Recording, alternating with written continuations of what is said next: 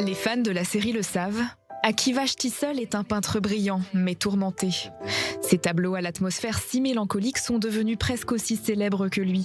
En particulier, Le Petit Garçon et son Poisson Rouge, sa femme Libye en robe de mariée, ou encore Rachélie dans les flammes. Mais au risque de gâcher le plaisir de certains, d'autres coups de pinceau se cachent derrière ceux de Michael Aloni. Ces coups de pinceau, ce sont ceux d'Alex Toubis, un artiste russo-israélien de 44 ans qui a fait ses classes dans la fameuse institution Betzalel de Jérusalem. Mais le peintre de Schtisel est également professeur. Entre deux cours, il nous ouvre les portes de son univers dans lequel peinture et musique se mêlent en douceur.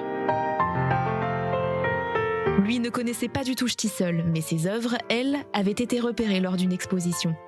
Il est donc contacté par la production à partir de la 2e saison. Ces tableaux, directement rattachés au personnage d'Akiva, deviennent partie intégrante de la série. Voir le tableau en studio, puis le voir dans une série télévisée, c'est totalement différent. Cela ressemble à une exposition. Soudainement, il prend une autre signification et peut être observé d'un œil très différent, car désormais tout le monde peut le voir et se l'approprier. C'est un peu la même chose avec la série télévisée. J'ai commencé à l'aimer encore plus en le voyant à l'écran que dans mon studio. Mais travailler sur un tel projet demande également de l'adaptation. Outre les dates butoirs à honorer, le peintre devait suivre des demandes précises. Il a notamment dû retravailler l'un de ses tableaux pour respecter la cohérence du personnage et du contexte. J'ai préparé une esquisse du tableau de la maman d'Akiva, bébé, en train de l'allaiter, que j'ai transmise à l'équipe de la série qui l'a approuvé. J'avais presque fini de le peindre. Lorsque le scénariste l'a vu, il s'est rendu compte que j'avais peint la maman de face. On pouvait donc voir une partie de sa poitrine. Il m'a dit qu'Akiva ne pourrait jamais peindre sa maman ainsi. Son travail est immédiatement remarqué parmi les nombreux autres artistes envisagés, car il touche profondément l'équipe de la série. Et pour cause, dans les peintures d'Alex Toubis comme dans celles d'Akiva Schtisel, une mélancolie très caractéristique frappe l'œil instantanément. Je suis devenu peintre à la suite d'une exposition que j'ai vue au Kunsthistorisches Museum de Vienne. Il s'agissait d'œuvres de Velázquez et de Véronèse qui m'ont beaucoup impressionné.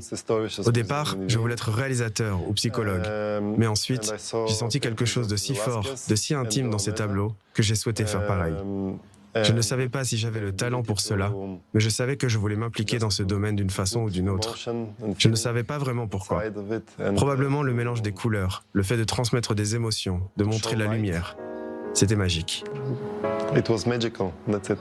Exprimer ses émotions, un sujet complexe pour cet immigré d'origine russe qui a beaucoup de mal avec la tristesse et ne pleure jamais. C'est donc à travers ses œuvres, par petites touches, que l'on découvre Alex Toubis. Il se définit comme peintre réaliste et figuratif. Ce qui l'anime, la recherche perpétuelle de la beauté, une beauté teintée de tristesse et de solitude, celle de l'artiste en somme. Sur ses peintures, des paysages colorés où règne une forme de calme apaisant, mais aussi des portraits plus personnels de sa famille, au regard profond et expressif, ou encore un autoportrait dont il se sert comme d'un modèle pour d'autres commandes.